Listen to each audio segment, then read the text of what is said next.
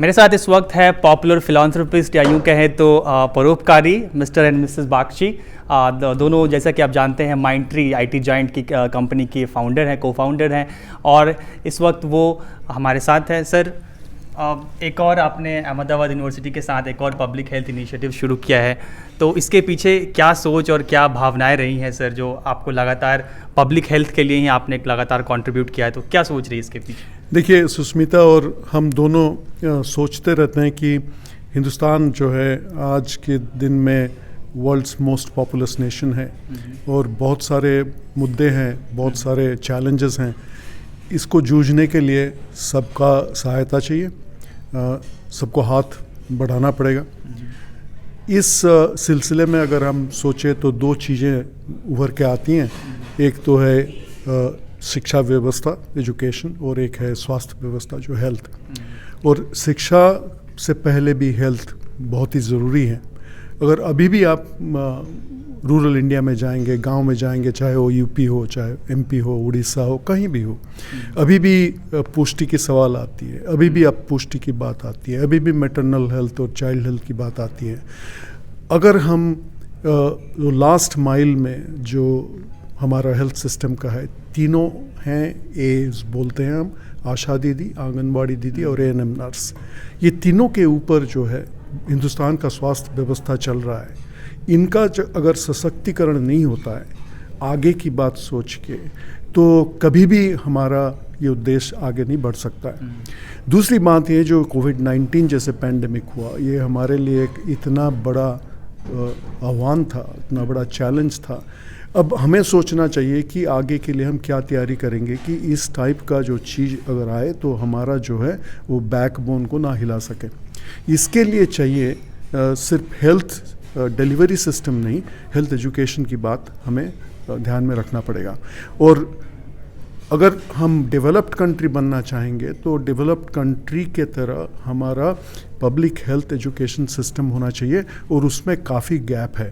तो सुष्मिता ने और हमने जब सोचा, दोनों बैठ के कोविड-19 के दौरान हमने कहा कि भाई कहाँ कहाँ गैप्स हैं, कहाँ कहाँ हम थोड़ा भी हाथ बढ़ा सकते हैं, तो हमने पब्लिक हेल्थ एजुकेशन की बात सोची। एंड उसमें जो है सिर्फ पीएचडी बनाएंगे ये नहीं, सिर्फ ये नहीं कि हम मास्टर्स बनाएंगे और एम्प्लॉयमेंट सीकर्स बनाएंगे। कैसे हम नॉलेज को कल्टीवेट कर सकते हैं जो आखिर में जाके वो आशा दीदी, आंगनवाड़ी दीदी और एएनएम की जो दीदी है उनको सशक्तिकरण दिलाएं, और ताकि वो जो है ग्रास रूट्स की प्रॉब्लम को सॉल्व कर सकें। और पॉलिसी को हम कैसे और सही पॉलिसी को सही तरीके से कामयाब बना सके।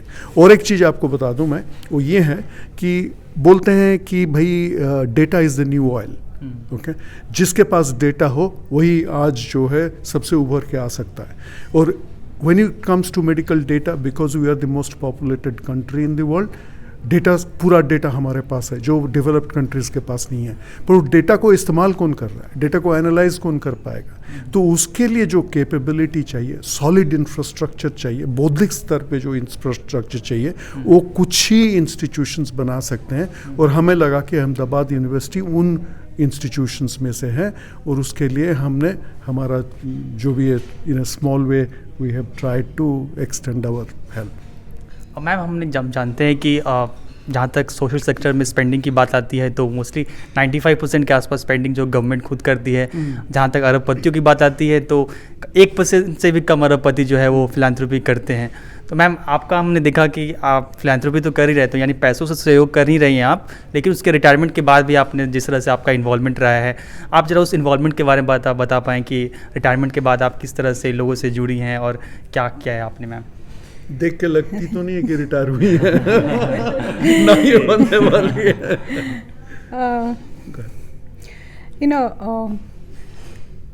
I'll speak a little bit in English.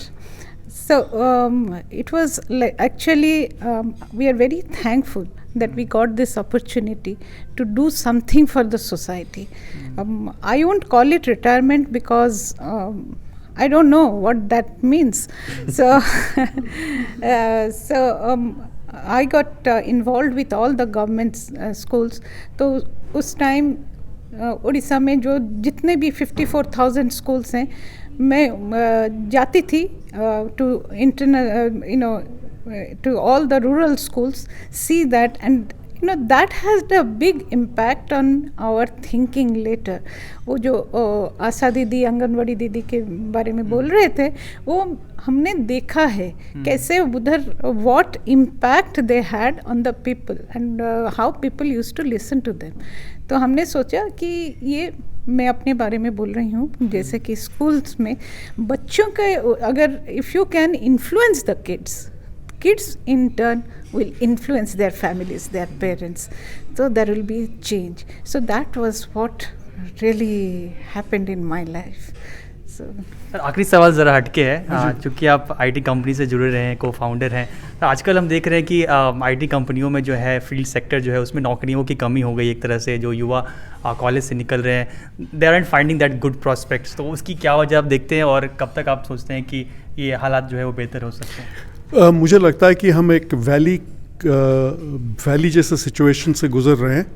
एक माउंटेन से आके नीचे एक वैली में है, एक दूसरा कर्व आने वाला है। और ये जो वैली है वो टेक्नोलॉजी का जो डिसरप्टिव टेक्नोलॉजी बोलते हैं, जैसे आर्टिफिशियल इंटेलिजेंस हो, जनरेटिव एआई हो। तो आज का जो सबसे बड़ा चैलेंज है that is about reskilling and upskilling.